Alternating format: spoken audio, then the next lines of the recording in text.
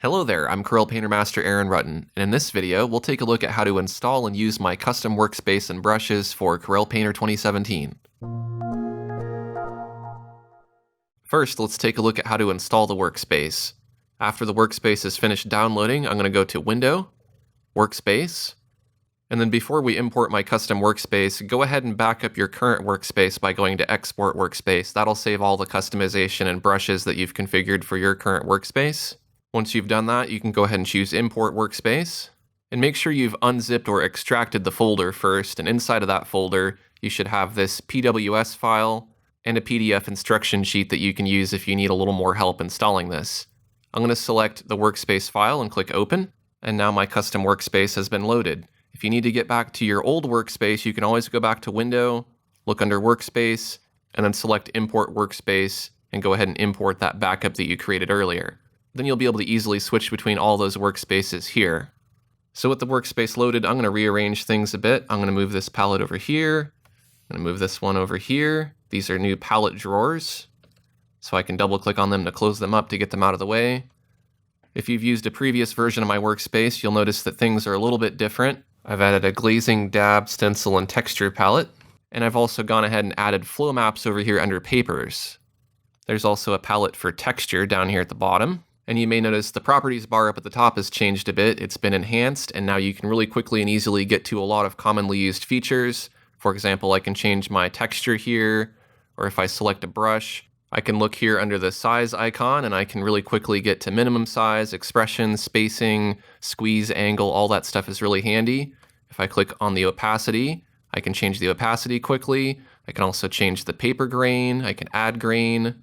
And if I look over here on the right, I also have access to my dab options and the advanced brush controls and the general panel, which I can pop open and then click again to hide it. Same goes for general. I can pop that open. So enough with the interface. Let's take a look at some of the new brushes. Now, before we look at the new brushes, I do want to mention that a lot of these brushes have been updated to add the new Corel Painter 2017 technology. A lot of these brushes have glazing added. If you hover over a brush and it has a G next to it, that means that it has a glazing added. For the most part, those brushes will still work basically the same, but you'll have a lot more control over the opacity using your pen pressure now. So now we'll take a look at some of the new brushes. I'm going to select the texture knife, and we can paint a couple strokes here. Now this is using the dab stencil technology and the glazing technology, which is why I have this glazing, dab stencil, and texture palette drawer up here. So I can easily access the glazing functions and the dab stencil functions. Now dab stencils are really fun because in addition to paper grain, you can now stencil your dab using paper, flow map, or texture. So let's try flow map. We can access the flow maps here, but I like to have my flow maps panel open over here so that I can easily change between these two. So right now we're on the hot lava flow map. I'm going to go ahead and increase the scale of that. We'll paint a few strokes here. And you may or may not be able to see that nice texture that's coming through. If I lower it, it might be a little more evident, but you can see that lumpy texture is sort of controlling the way that that brush stroke looks. So if I change that to something like fine dots, now you can see I get that dot pattern.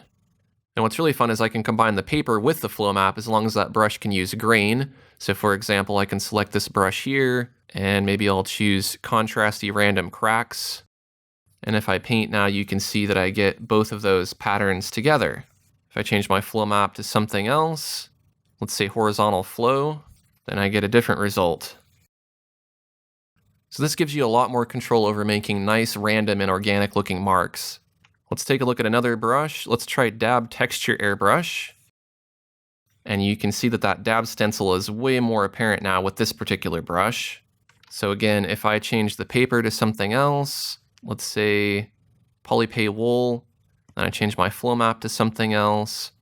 Let's say fish skin, and I'll get a really interesting brush like this that might work really well for a dragon or a fish or something. And some of these brushes are also glazing brushes, so in addition to giving you more control over the opacity with your pen pressure, you can also control how the strokes blend with each other while you're painting. Right now I have it set to a normal merge mode, but I can set this to multiply, and all of a sudden if I keep painting in the same spot, it gets darker and darker and darker each time. However, if I set it to screen and I do not change my color and I start painting, now it's getting lighter and lighter each time I paint. It's working kind of like a glow brush. So these glazing merge modes are really fun to play with. Let's try another brush. Let's try Stencil Flow Map Spongy G. The G is for glazing. So this is a dab stencil brush, but it's also spongy, so it has kind of a spongy dab like this if I dab with it, which means that if I make a really big brush, I can get some nice spongy texture like this. Because it's a glazing brush, it builds up in a really nice, interesting way. And I can, of course, play with different flow maps here. I can increase the size of the flow map, and I can rotate it. That'll help make it more random. But look how easy it is to get nice organic effects now using these brushes. Let's take a look at the next brush, and that's Stencil Flow Map Messy Dab. So again, this is a dab stencil brush, but it's also using the dynamic speckles, as you can see here. And it's a glazing brush, so again, it will build up gradually like so. Gives you a really nice, smooth blending effect. The next brush is something I've been trying to create for a long time, and with Painter 2017, I'm getting much closer to that vision, and that is a more realistic palette knife. So I'm going to choose the Smooth Dab knife, also a dab stencil brush. And if we paint a little bit, you can see we get this nice flow map texture, but maybe we'll want something more like clouds for this brush. And you can see I get that Bob Ross style paint break effect now, as if I was lightly running my palette knife over the canvas and letting the canvas pull off the paint. If I want to change that pattern up, all I have to do is just simply scale that texture down a bit, and then I can add more over it, scale it down a little more, and add more, or I can easily just rotate it to change the orientation. I could change my color up a little bit and add some of that. If I press down lightly, I can get these little strokes. If I press down hard, I get these big patchy areas. I can also tap and dab with it. If we want a little more texture, we can add paper grain as well. For example, I'm going to use this Artist Rough paper grain with these settings here. Make sure your grain is turned up, and you can see that I get more little speckles inside of my marks here. I could change this to something like dots, and you can see that I get these fine dots in my mark while I'm painting. So it's kind of like 2 layers of texture. It's really nice. The next brush is Smooth Dab Knife Impasto. It's the same as the previous brush, it just has some impasto on it. And if I paint a little bit with this, you can see that the paint looks like it's elevated up off the canvas and it has a little bit of 3-dimensional depth to it. So that's it for the rendering brushes. A few of the blenders have been updated, but I won't go over those. Really the only brush in here that's new is this brush called Blow. And to show you how this brush works, I'm just going to put down some color using my airbrush here. Then I'm going to select the Blow blender. And blow works kind of like if you're standing above some wet media and you blow on it. So I'm just going to paint right in the center here, just wiggle around in a tight circle. And you can see that even if I start to move my pen around, it's almost like where your pen is where the wind or the air is blowing or touching the paper. And it's pushing that liquid media, maybe that's watercolor or ink, around. And you can control the graininess of that paper using your flow map. So if you want that to be more subtle, you could reduce the contrast a bit. And you could try that again. Now it's a more liquidy flow like this. Or you can increase the contrast if you want it to be a little more broken up like that. Pretty cool effect. I'm going to add in some other color over here and blow that around, and you can see that it blends with the other colors surrounding it. Make my brush smaller and it can be more focused on a certain area. But generally speaking, a bigger brush tends to work better. But I'm using firm pressure and just wiggling in a tight circle. Next, we'll take a look at the texture brushes. Let's try Texture Airbrush. And we'll want to locate our Texture Brushes panel, which is right here. We can control the amount of texture that we add. We can also look in our textures, and we can choose a different texture. I kind of like this high-tech one, so I'm going to choose that. And I'm going to paint here on my model. And you can see that what it's doing is it's kind of blending that texture with what's underneath. So I can make this model look kind of like a robot. Now with this particular brush, I'm blending in the color of the texture, which is selected here, with the object I'm painting on. So for example, if I select Desk Paint, paint in a little bit of that, that gives me this nice stone texture. I'm going to go back to the high tech. Maybe I want to add in a little more of that, but I want it to be smaller. So what I'll do is I'll transform my texture. You have the transformation controls up at the top. And I can go ahead and scale this down to make it smaller. Make sure it still covers my model here. Click on the check, click on OK. And I'll go in here and paint on the arms. I can make the arms look kind of robotic and the spine as well.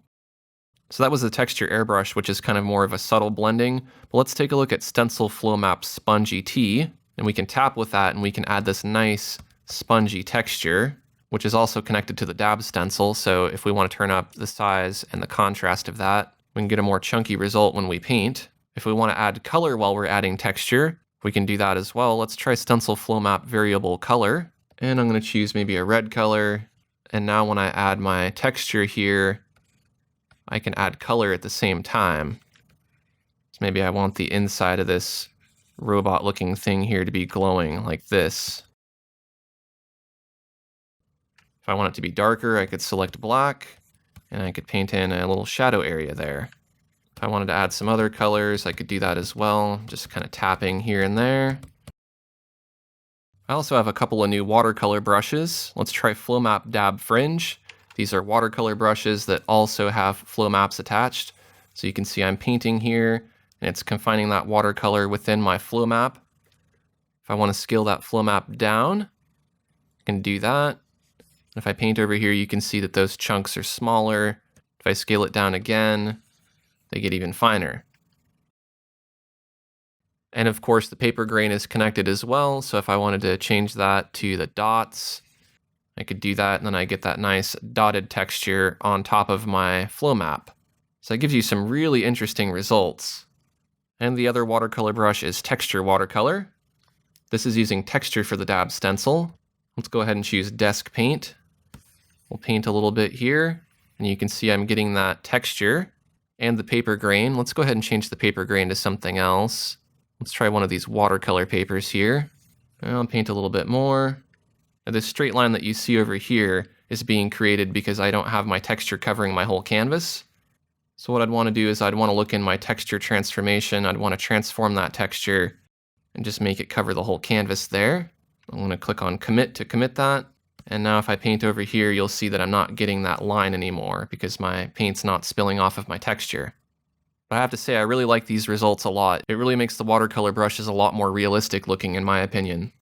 So that's about it for the new brushes. I do also have a few image hose nozzles, which you can feel free to browse through. I add a few new nozzles here each month, so keep an eye out for those. So anyways, that's a quick tour of my new Corel Painter 2017 workspace and brushes. If you like this workspace and brushes, take a quick second to click the like button, and if you're new to my channel, I'd love to have you subscribe. I have lots of Corel Painter tutorials like this. Thanks for watching, and I'll see you next time.